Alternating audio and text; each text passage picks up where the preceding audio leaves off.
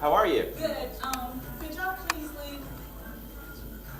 Sure. Could she get a check before we leave? If you don't pay a bill, chances are pretty high that a merchant will send you to collections. But what happens when a business owes you money? Who can you turn to? Kirsten Alterman says, trust Dale. Hi, this is Kirsten Alterman calling yet again. It's part of Kirsten's weekly routine. I've been calling them every week. I call them. I go up there every week. I've asked them in person, asked them on the phone, and every time they say, not a problem, we'll send you your check. Not a problem, we'll send you your check. The check she's waiting on is a refund from a dentist for a $450 procedure that was never performed. Prepaid the money, scheduled the appointment, and then they called me a few days before the appointment and said that the doctor that was supposed to perform the treatment plan was no longer with the company, and so they had to cancel my appointment, and we rescheduled it for a later date, and then by then I didn't need the treatment anymore. She canceled her appointment, then asked for a refund. After nearly 8 months of getting the runaround, Kirsten asked Trust Dale to help her out. First, I called the dentist on Kirsten's behalf, setting an appointment to speak with the practice's office manager on the phone. When he didn't keep the appointment, I visited the office to get an explanation. Hi there.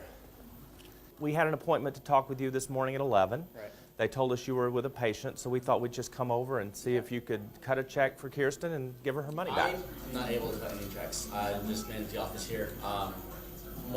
Everything else that I've gathered comes from different state. They basically said none of the refunds are going out until the first of the year.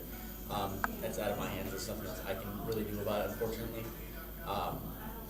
Is this practice headquartered in another state? Give me 1 second. Let me see if I can find something. Sure, thank you. But he didn't come back. Instead, he sent someone else to send us away. How are you? Good. Could y'all please leave?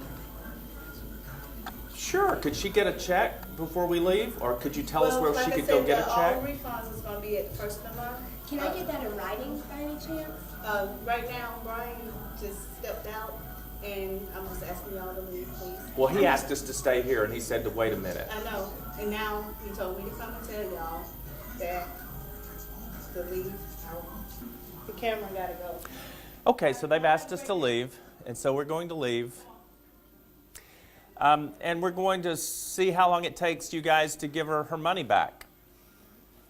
As we were leaving, the police were arriving. Probably prefer to file a complaint because they have her money and they won't give it back to her. We don't have her money. Your practice has her money. The owner, and they say they can't refund it back the first of the year. We just employees, we just work here. We don't have. Or in other words, not my problem. Tomorrow, watch as Trust Dale Investigates tracks down the person who is responsible right here on Facebook. What are your thoughts on Kirsten's refund refusal? Has this ever happened to you? Share your story in the comments below.